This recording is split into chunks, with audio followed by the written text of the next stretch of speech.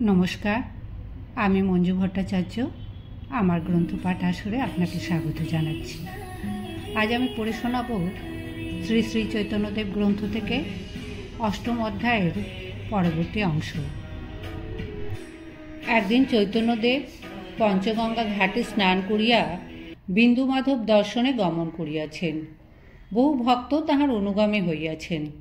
চন্দ্রশেখরের বন্ধু পরমানন্দ নামক জনৈক সুগায়ক কাশীতে অবস্থানকালে তাহাকে ভজন শুনাইয়া আনন্দ দিতেন। তিনিও সেই সঙ্গে আছেন। মাধবকে দর্শন ও স্তুতি প্রার্থনাদি করিবার পর চৈতন্যদেব পরমানন্দকে ভজন গাহিবার জন্য অনুরোধ করিলেন। পরমানন্দ কীর্তন আরম্ভ করিলে ভক্তগণ সহ চৈতন্যদেব স্বয়ং তাহাতে যোগ দিলেন। সংকীর্তন খুবই জমিয়া উঠিল। ভাবাবিষ্ট চৈতন্যদেবকে ঘিরিয়া ভক্তগণ আনন্দে নাচিতে লাগিলেন। সুমধুর সংকীর্তন ধ্বনিতে আকৃষ্ট হইয়া বহু লোক আসিয়া কীর্তনে যোগ দিল। আকাশ বাতাস প্রতিধ্বনিত করিয়া উচ্চ হরিধ্বনি দিক দিগন্তে ছুটিয়া চলিল। ভক্তগণ সঙ্গে প্রেমোন্মত্ত চৈতন্যদেব মধুর কণ্ঠে উচ্চস্বরে গাহিতেছেন, হরি হরয়ে নমঃ, কৃষ্ণ যাদবায় নমঃ, যাদবায় মাধবায় কেশবায় নমঃ। সেই নামধ্বনি শ্রোতৃবৃন্দের অন্তরের গভীরে যাইয়া এবং চিত্তকে সজোরে আকর্ষণ করিয়া শ্রী ভগবানের ভাবে বিভোর করিতেছে। সশিষ্য প্রকাশানন্দ স্বামী গঙ্গা তীরে উপস্থিত ছিলেন। তিনিও আকৃষ্ট হইয়া উপস্থিত হইয়াছেন। চৈতন্যদেব কখনো বা ভাবের আবেশে স্থির চিত্রপুত্তলিকার ন্যায় দাঁড়াইয়া আছেন, আর সমবেত জনমণ্ডলী উদ্গ্রীব হইয়া ত্রিসূত নয়নে সেই দেব দুর্লভ রূপ মাধুরী পান করিতেছেন। আবার কখনো সেই অপূর্ব ভাবের বেগ ধারণ করিতে না পারিয়া সোনার তনু ধুলায় লুটাইয়া পড়িতেছে। তখন অন্তরঙ্গ ভক্তগণ অতি সাবধানে সেই দেবদেহ রক্ষা করিতেছেন। এই অদ্ভুত আশ্চর্য ব্যাপার দেখিয়া প্রকাশানন্দ বিস্মিত ও স্তম্ভিত। সঙ্গী শিষ্যগণ সহ একটু দূরে দাঁড়াইয়া নির্বাক নিষ্পন্দভাবে সেই অদৃষ্টপূর্ব ভাবসমুদ্রের লীলালহরী দেখিতেছেন। ভাবাবস্থায় চৈতন্যদেবের তেজোদৃপ্ত দিব্য দেহ দেখিয়া প্রকাশানন্দের বিস্মরণ হইল। ইনি সেই বিনয় নম্র মধুরভাষী যুবক সন্ন্যাসী শ্রীকৃষ্ণ চৈতন্য ভারতী। শেষ পর্যন্ত প্রকাশানন্দ আত্মরক্ষা করিতে পারিলেন না। তাহার ভক্তি কোমল হৃদয়ে শুষ্ক জ্ঞানাবরণ উন্মোচিত হইল। তিনি আবিষ্টের ন্যায় সংকীর্তনে যোগ দিলেন। তাহার শিষ্যগণও অনুবর্তী হইলেন। অনেকক্ষণ নৃত্যগীতের পর চৈতন্যদেব ভাব সংবরণ করিলেন। কীর্তন ভঙ্গ হইল। স্বাভাবিক অবস্থায় চৈতন্যদেব প্রকাশানন্দকে সম্মুখ দেখিয়া ভক্তিভাবে প্রণাম করিলেন। তাহাতে প্রকাশানন্দের মনে অতিশয় সংকোচ জন্মিল।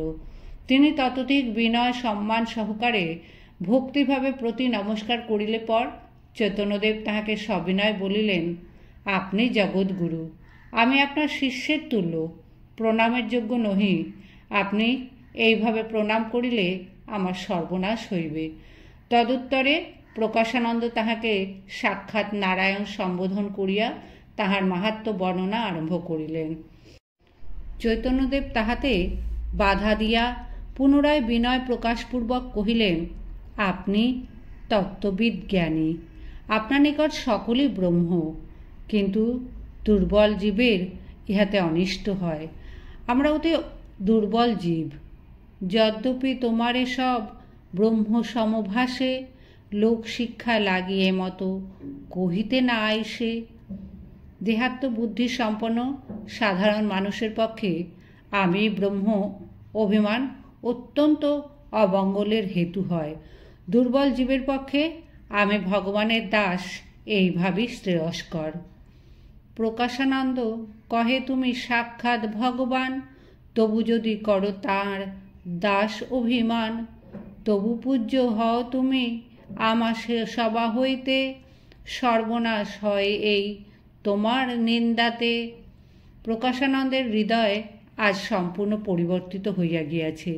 তিনি পূর্বে যে নিন্দা করিয়াছিলেন সেজন্য আজ ক্ষমা প্রার্থনা করিলেন এবং শাস্ত্র প্রমাণ সহ ভক্তিমার্গের রহস্য জানিতে চাহিলেন। অন্তরের পরিবর্তন ও উপাসনা তত্ত্ব জানিবার জন্য আন্তরিক আগ্রহ বুঝিয়া চৈতন্যদেবের মন তাহার উপর প্রসন্ন হইল।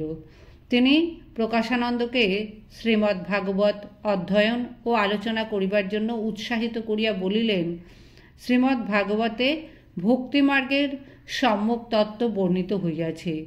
উহা উক্ত মার্গের প্রধান সিদ্ধান্ত গ্রন্থ। ভগবান বেদব্যাস বেদ, উপনিষদ ও ব্রহ্মসূত্রের সার সংকলন স্বরূপ এই পরমহংস সংহিতা ভাগবত গ্রন্থ রচনা করিয়া নিজ তনয় তত্ত্বজ্ঞ শিরোমণি শুকদেবকে শিক্ষা দিয়াছিলেন। পরমহংসাগ্রণী শ্রী শুকদেব পরীক্ষিতের প্রতি কৃপাপূর্বক ইহা জগতে প্রচার করিয়াছেন। ইহাতে ব্রহ্ম নির্গুণ হইয়াও গুণময়, নিরঞ্জন হইয়াও নররূপধারী। ইহাতে পরমেশ্বরের তত্ত্ব ও লীলাকথা বিশেষ রূপে বর্ণিত আছে। ইহার আলোচনা করিলে ভগবত তত্ত্ব ও ভক্তিমার্গের সম্যক জ্ঞান লাভ হয়। ইহা ব্রহ্মসূত্রের ভাষ্যরূপ বলা চলে। প্রকাশানন্দের সঙ্গে তাহার ভাগবত সম্বন্ধে সবিশেষ আলোচনা হইয়াছিল।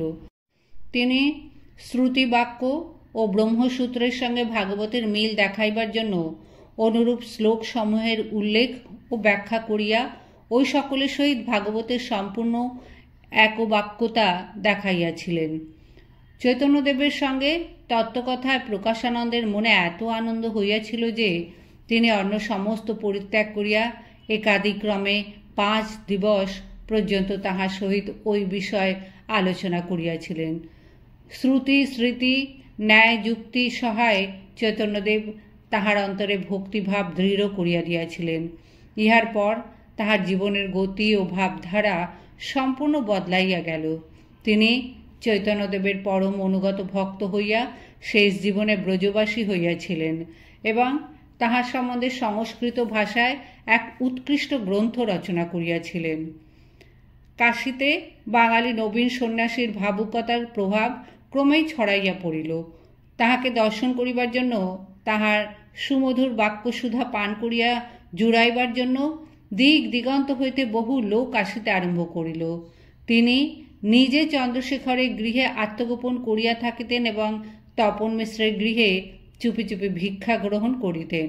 লোকের সঙ্গে বেশি মেলামেশা করিতে চাহিতেন না বা লোকসঙ্গ ভালোবাসিতেন না, কিন্তু আগ্রহান্বিত দর্শকবৃন্দ তাহা বুঝিত না। বুঝিলেও তাহাদের প্রাণ মানিত না। তাহারা তাহাকে ঠিক খুঁজিয়া বাহির করিত এবং প্রাণ ভরিয়া দর্শনাদি করিয়া ও উপদেশ শুনিয়া অন্তর জুড়াইত। প্রভু যাবে যান বিশ্বেশ্বর দর্শনে, লক্ষ লক্ষ লোক আসি মিলে সেই স্থানে, স্নান করিতে যদি যান গঙ্গা তীর, তাহাই সকল লোক আসি হয় ভিড়। চৈতন্যদেব কাশীতে 2 মাস থাকিয়া ভক্তিধর্ম প্রচার করিলেন এবং অন্তরঙ্গ ভক্ত সনাতনকে বিশেষভাবে তত্ত্বজ্ঞান ও ভজন প্রণালী শিক্ষা দিয়া নীলাচলে ফিরিয়া চলিলেন। সনাতনের বিশেষ আগ্রহ ছিল সঙ্গে গিয়া পুরীতে তাহারই নিকট বাস করিবেন। তিনি বিনীতভাবে আপনার অন্তরের অভিপ্রায় তাহার শ্রীচরণে নিবেদন করিলেন। কিন্তু চৈতন্যদেব বলিলেন, তোমার 2 ভাই বৃন্দাবনে গিয়াছেন, তুমিও সেখানে গিয়া সাধন ভজন করো এবং সেখানে কোনো ভক্ত গেলে তাহার সেবা করিও, পরে অবসর মতো পুরীতে গিয়া দেখা করিবে। কাঁথা করং গিয়া মোর কাঙ্গাল ভক্তগণ, বৃন্দাবনে আইসে যদি করিহ পালন।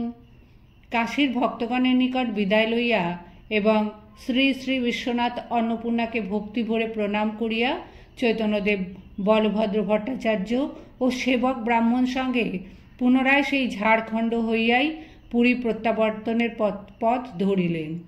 তাহার বিদায়ের পর সনাতন প্রয়াগ অভিমুখে রওনা হইলেন। শ্রীরূপ ও অনুপম চৈতন্যদেবের আদেশ অনুযায়ী ব্রজভূমে গমন করিলে মথুরাতে সুবুদ্ধি রায় নামক জনৈক ভক্ত বাঙালির সহিত তাহাদের দেখা হয়। রায় বিশেষ আদর যত্ন করিয়া তাহাদিগকে নিকটে রাখিয়া থাকা খাওয়ার সুব্যবস্থা করিয়া দেন এবং সঙ্গে লইয়া সমস্ত ব্রজমণ্ডল পরিদর্শন করান। পাঠকগণের পরিতোষের জন্য সুবুদ্ধি রায়ের অদ্ভুত কাহিনী সংক্ষেপে বর্ণিত হইল। সুবুদ্ধি রায় প্রথমে গৌড়নগরীর একজন সম্ভ্রান্ত সঙ্গতি সম্পন্ন অধিবাসী ছিলেন এবং গৌড়ের নবাব হুসেন শাহ বাল্যকালে তাহারই আশ্রয় প্রতিপালিত হইয়াছিলেন। প্রতিভাশালী বালকের উপর রায়ের খুব স্নেহ মমতা ছিল এবং সর্বদা তাহার ভবিষ্যৎ উন্নতি ও মঙ্গলের জন্য সচেষ্ট থাকিতেন। স্নেহশীল হইলেও রায় আবশ্যক অনুযায়ী বালকের সুশিক্ষার জন্য কঠোর শাসন করিতেও ত্রুটি করিতেন না। এইরূপে একসময় তাহাকে কোনো গুরুতর অপরাধের জন্য রায় বেত্রাঘাত করিয়াছিলেন। দুর্ভাগ্যক্রমে এক ঘা জোরে লাগাতে বালকের কোমল শরীর কাটিয়া যায় এবং উহার ফলে চিরকালের মতো শরীরে একটি ক্ষতচিহ্ন থাকিয়া যায়। পরবর্তীকালে সৌভাগ্যশালী বালক অধ্যাবসায় বলে যখন বাংলার মসনদে বসিলেন, তখন তিনি পূর্ব আশ্রয়দাতার প্রতি কৃতজ্ঞতা প্রকাশপূর্বক তাহাকে অতিশয় সম্মান প্রদর্শন করিয়া উচ্চ রাজকার্যে নিযুক্ত করিলেন।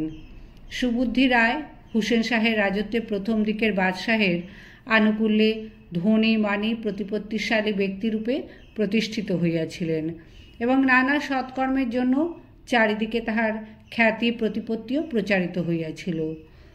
কিন্তু কিছুকাল পরেই তাহার ভাগ্যচক্র বিপরীত দিকে ঘুরিতে লাগিল এবং তিনি অতিশয় দুর্দশাগ্রস্ত হইলেন। হুসেন শাহের প্রিয়তম বেগম একদিন বাদশাহের শরীরে বাল্যকালের সেই পুরাতন দাগ দেখিয়া কৌতূহলাক্রান্ত হন এবং বিশেষ অনুসন্ধান করিয়া যখন শুনিতে পাইলেন ইহা সুবুদ্ধি রায়ের বেত্রাঘাতের চিহ্ন, তখন তিনি ক্রোধে জ্বলিয়া উঠিলেন।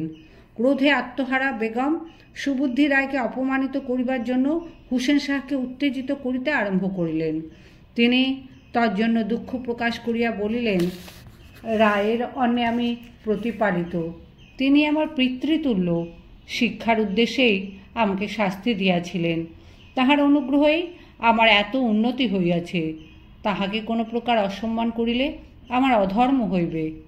বেগম নিরস্ত হইলেন না, সুবুদ্ধি রায়ের প্রতি অন্তরে বিষম আক্রোশ পোষণ করিয়া রাখিলেন এবং পরে সুযোগ বুঝিয়া স্বামীকে আবার উত্তেজিত করিতে লাগিলেন।